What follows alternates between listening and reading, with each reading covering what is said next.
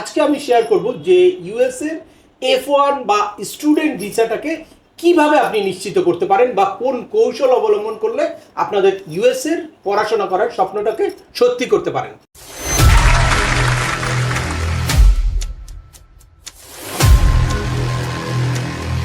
একদম প্রথমেই আপনাকে একটা ইউনিভার্সিটি সিলেক্ট করতে হবে এবং ওখান থেকে আপনার I-20 আনতে হবে। তো এখানে শুধু নর্মালি ইউনিভার্সিটিটা সিলেক্ট করলেই চলবে না বা যে কোনো ইউনিভার্সিটি থেকে I-20 আনলেই চলবে না। আগে আপনাকে জানতে হবে যে এই ইউনিভার্সিটিটা কি স্টুডেন্ট অ্যান্ড এক্সচেঞ্জ ভিজিটর প্রোগ্রামের সার্টিফাইড কিনা।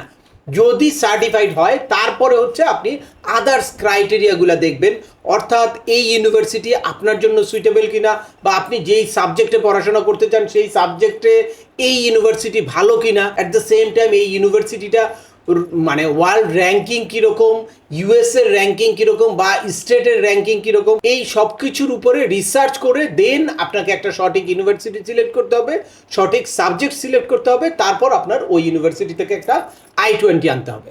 এই I-20টা হচ্ছে অন্যান্য যে কোনো দেশে আমরা যেটাকে অফার লেটার বলি ইউনিভার্সিটি থেকে, ইউএসের ক্ষেত্রে সেটা হচ্ছে I-20।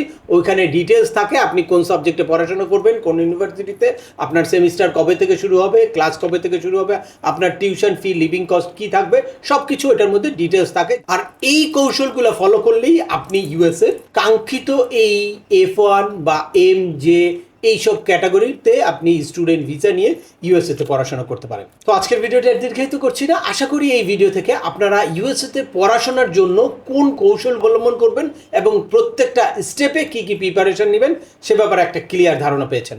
তারপরেও আপনাদের যদি এই সংক্রান্ত কোনো রকম কোনো প্রশ্ন থাকে অবশ্যই আমাকে কমেন্টস করে জানাবেন। আর ভিডিওটি ভালো লাগলে বা তথ্যবহুল মনে হলে লাইক দিয়ে আপনার বন্ধুদের মাঝে শেয়ার করে দেবেন যাদের এই ইনফরমেশনগুলো অত্যন্ত প্রয়োজন। আবার দেখা হবে নতুন কোনো গুরুত্বপূর্ণ টপিকস নিয়ে।